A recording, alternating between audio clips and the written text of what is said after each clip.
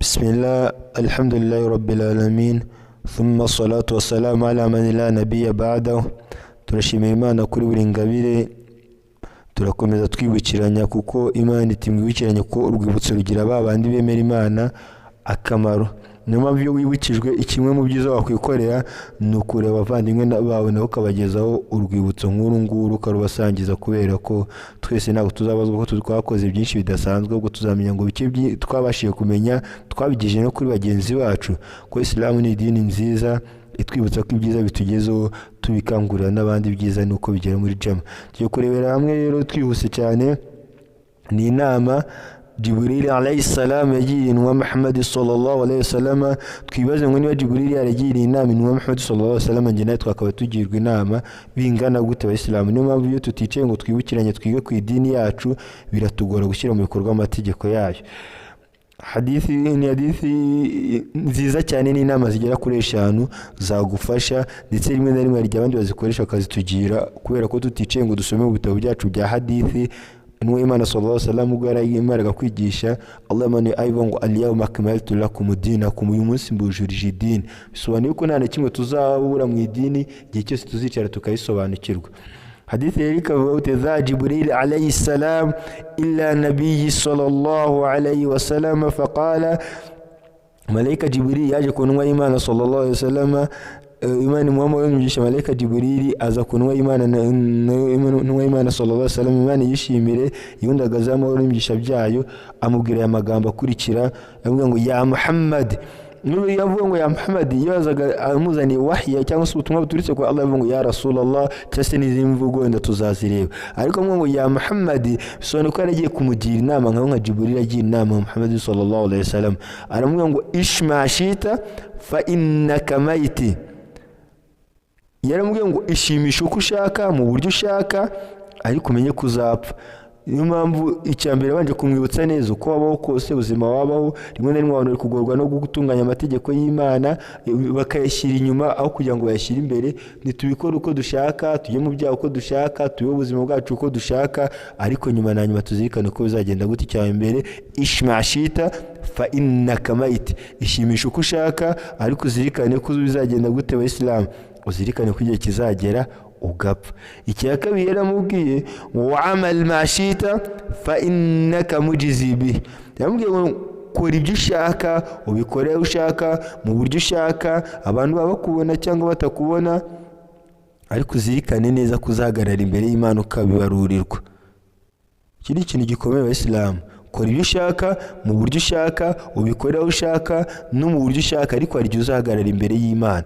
Imana ikatubwira ngo inna ilaykum lahafidhin kiraman katibin. Imana yavuga mu kuri mu mutabarinzi abamalayika kiraman katibin, bandika ibyo mukora, ya'lamuna ma taf'aluna, bazi neza byose dukora. Iburyo mu malayika uri kwandika ibyiza turi gukora, n'ibumoso mu malayika uri kwandika ibibi turi gukora. Niyo bavuga ngo ishmashita fa innaka mayit, ishimisha uko ushaka, wange gusenga ariko uzirikane ko ibyo bikorwa biri gutuma wigomeka ku Mana wanabipfiramo. wa amal mashita fa innaka mujizi bi, kora ibyo ushaka, ubikore mu buryo ushaka, abantu baba bakubona cyangwa batakubona, ngo waba utinya Imana cyangwa wanze kuyitinya ngo ubikore kubera yo, uzirikane ko uzabibarurirwa. Cya gatatu aramubwira ngo wahbib mashita fa innaka mufariquhu, yamubwira ngo kunda ushaka mu buryo ushaka uko ushaka, ariko uzirikane neza ko igihe kizagera mugatandukana, yani wowe nawe. Niyo mushobora gutandukana mukiri hano ku isi, kwa kuntu usanga umuntu mutakivugana, ukibaza icyabaye, rimwe na rimwe mwabiganira, wabwira umuntu akumva ibyo mwapfuye n'ubusa, ariko iri ni isezerano, kubera ko uwo wakunda wese mu buryo mwamukundamo bwose igihe kiregera mugatandukana. Ushobora gupfa mbere, ushobora kugenda ukundi mukaba mutakivugana.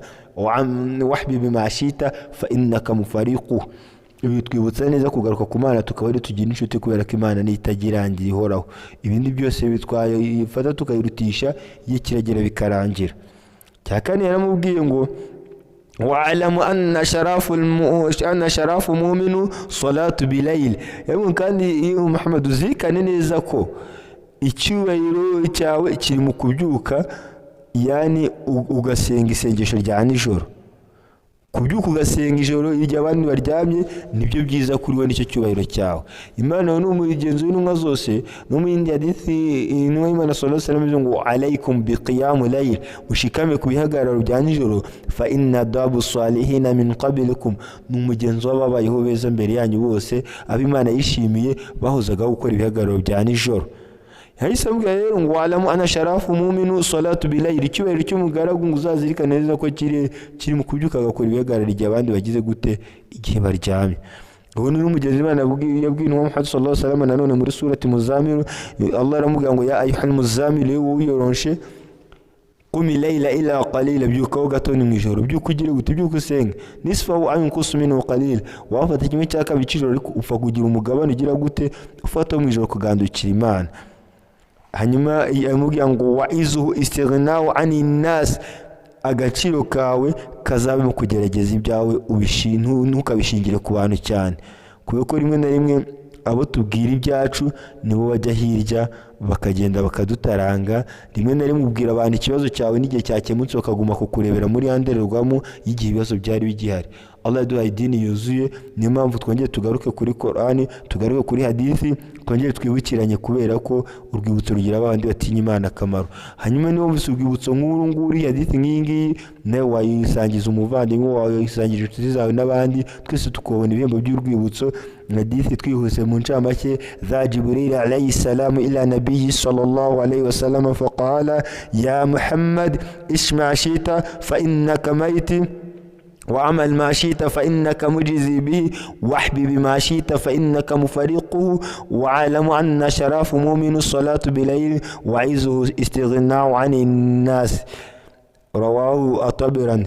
Ni hadithi nziza cyane, izi nama nawe zagufasha ukamenya ko agaciro kawe kazabe mu kugerageza ukigira, icyubahiro cyawe kizabe mu kugandukira Imana, kandi ibyo dukora byose tujye tuzirikana ko tuzagarara imbere y'Imana tukabibazwa. Bityo ndasaba Imana ko iduha ubumenyi bufite akamaro, ibyo gushyira mu bikorwa, ibyo kugirwa akamaro ibyo twamenye, kandi duhe ko gukora nta kindi dukorera, ntidukore kubera n'impamvu kugira ngo abantu tubone cyangwa n'impamvu, ahubwo dukore dushaka ishimwe rya Allah, dusaba Allah ko aduha kurigeraho. Allahumma amin. Asaba Allah ko atworohereza, yohereza abavandimwe bacu ari mu ngorane wowe n'ibigeragezo bitandukanye, nta cyoroha keretse icyo Allah yoroheje. Turasaba Allah ko borohereza, turasaba Allah komeza kudutera inkunga, dushyira imigisha mu byacu n'abacu. اللهم صل وسلم وبارك على محمد. اللهم إنا نسألك من فضلك ورحمتك فإنه لا يملكها إلا أنت. سبحانك اللهم وبحمدك، نشهد أن لا إله إلا أنت، نستغفرك ونتوب إليك. سبحان ربك رب العزة أما يصفون، سلام على المرسلين، والحمد لله رب العالمين، والسلام عليكم ورحمة الله وبركاته.